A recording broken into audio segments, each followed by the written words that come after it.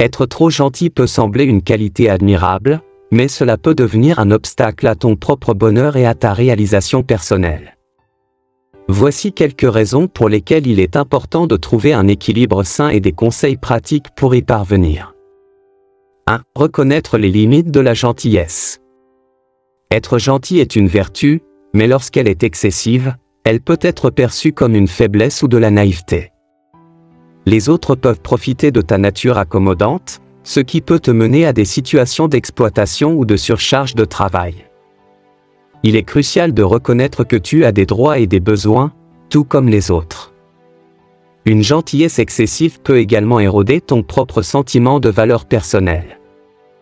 En mettant toujours les besoins des autres avant les tiens, tu risques de négliger tes propres aspirations et désirs.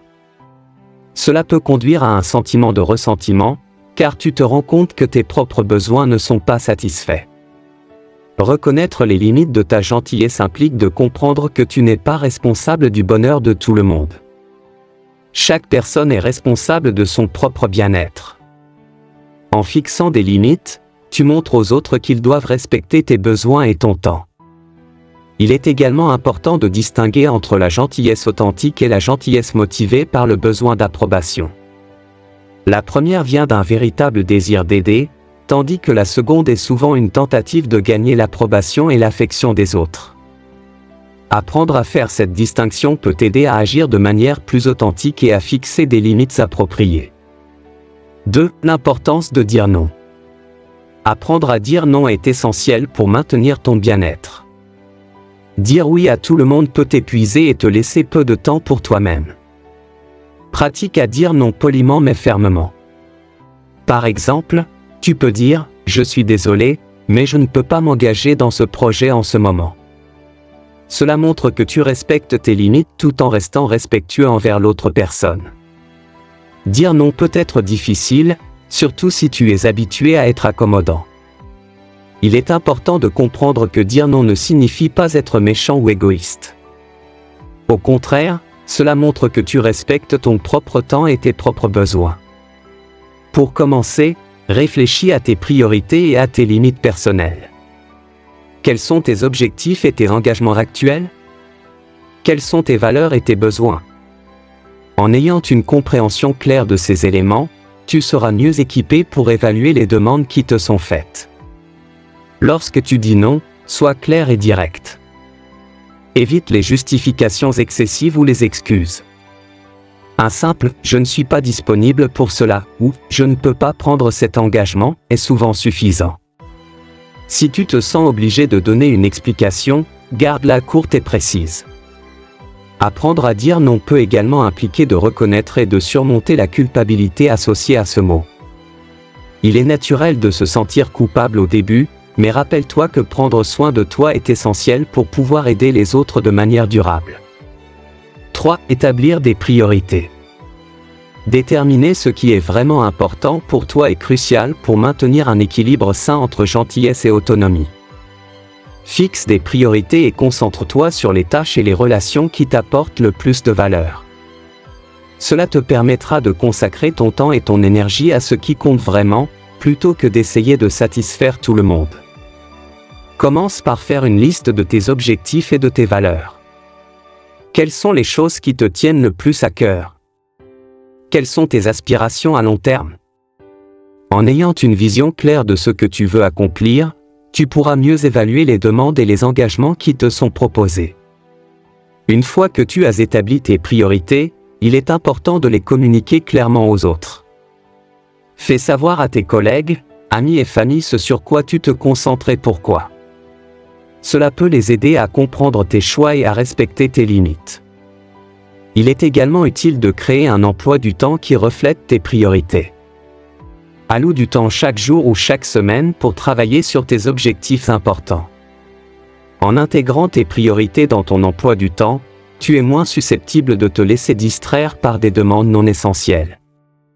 Apprendre à fixer des priorités implique également de reconnaître que tu ne peux pas tout faire. Il est important de déléguer certaines tâches et de demander de l'aide lorsque cela est nécessaire. Cela te permet de te concentrer sur ce qui est vraiment important pour toi. 4. Développer la confiance en soi. Être trop gentil peut souvent être le résultat d'un manque de confiance en soi. Travailler sur ta confiance en toi en reconnaissant tes accomplissements et en valorisant tes compétences. Plus tu seras confiant, moins tu sentiras le besoin de plaire à tout le monde. La confiance en soi commence par une compréhension claire de tes propres forces et faiblesses. Prends le temps de réfléchir à tes réussites passées et aux compétences que tu as développées. Note-les et rappelle-toi régulièrement de tes réussites. Cela peut t'aider à renforcer ton sentiment de compétence et d'accomplissement. Fixe-toi des objectifs réalistes et atteignables. En atteignant ces objectifs, même les plus petits, tu renforces ta confiance en tes capacités. Célèbre chaque victoire, aussi petite soit-elle, et utilise ces succès comme des tremplins pour atteindre des objectifs plus grands. Entoure-toi de personnes positives qui te soutiennent et t'encouragent. Les relations saines et constructives peuvent renforcer ta confiance en toi et te fournir le soutien dont tu as besoin pour te sentir valorisé. Apprends également à accepter les compliments. Beaucoup de personnes trop gentilles ont du mal à accepter les éloges et les compliments, souvent en les minimisant ou en les rejetant. Prends le temps de vraiment écouter et d'accepter les compliments que tu reçois, et utilise-les pour renforcer ton estime de toi. 5. Fixer des limites claires. Établir des limites claires est crucial. Communique tes limites de manière assertive. Par exemple, si un collègue te demande constamment de l'aide, mais que cela empiète sur ton propre travail, explique-lui que tu es disposé à aider, mais que tu dois aussi te concentrer sur tes propres tâches. Fixer des limites commence par une prise de conscience de tes propres besoins et de ce qui est acceptable pour toi. Quelles sont les choses qui te font te sentir respecté et valorisé? Quelles sont les choses qui te font te sentir exploité ou mal à l'aise? En ayant une compréhension claire de tes propres besoins et limites, tu seras mieux préparé à les communiquer aux autres. Lorsque tu communiques tes limites, sois clair et direct. Utilise des déclarations « je » pour exprimer tes besoins de manière assertive. Par exemple, je comprends que tu as besoin d'aide, mais j'ai aussi des tâches importantes à accomplir. Je peux t'aider pendant 15 minutes, mais après cela, je dois retourner à mon travail. Il est également important de rester ferme lorsque tes limites sont testées. Certaines personnes peuvent essayer de repousser tes limites ou de les ignorer. Dans ces cas, répète calmement mais fermement tes limites. Par exemple, comme je l'ai mentionné, je ne peux pas prendre cet engagement en ce moment. Merci de comprendre. 6. Prendre du temps pour toi. Réserve du temps chaque jour pour te concentrer sur tes propres besoins et désirs. Que ce soit pour te détendre, pratiquer un hobby ou simplement te reposer, il est important de t'assurer que tu n'oublies pas de prendre soin de toi. Prendre du temps pour toi est essentiel pour maintenir ton bien-être physique et mental. Cela te permet de recharger tes batteries et de rester énergique et motivé. Identifie les activités qui te font te sentir bien et intègre-les régulièrement dans ton emploi du temps. Cela peut inclure des activités relaxantes comme la lecture, la méditation, ou prendre un bain chaud. Les activités physiques comme la marche, la course ou le yoga peuvent également être bénéfiques pour ton bien-être général. Trouve ce qui fonctionne le mieux pour toi et fais-en une priorité. Prendre du temps pour toi ne signifie pas nécessairement être seul. Passer du temps de qualité avec des amis et des proches peut également être une excellente façon de te ressourcer. L'important est de t'assurer que tu consacres du temps à des activités qui te font plaisir et qui te permettent de te détendre. 7. Gérer la culpabilité. Il est naturel de se sentir coupable lorsqu'on commence à fixer des limites, surtout si tu es habitué à toujours dire oui. Rappelle-toi que prendre soin de toi n'est pas égoïste. En fait, en étant plus équilibré, tu seras en meilleure position pour aider les autres de manière efficace et durable. La culpabilité est une émotion courante lorsque tu commences à fixer des limites. Il est important de comprendre que cette culpabilité est souvent le résultat de croyances profondément enracinées sur ce que signifie être gentil et attentionné.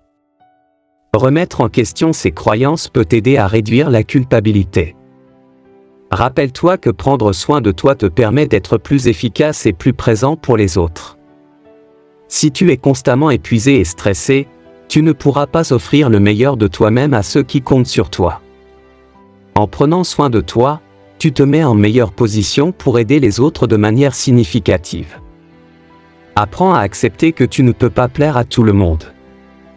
Il y aura toujours des personnes qui ne seront pas satisfaites de tes décisions, peu importe ce que tu fais. Ce n'est pas ton rôle de rendre tout le monde heureux.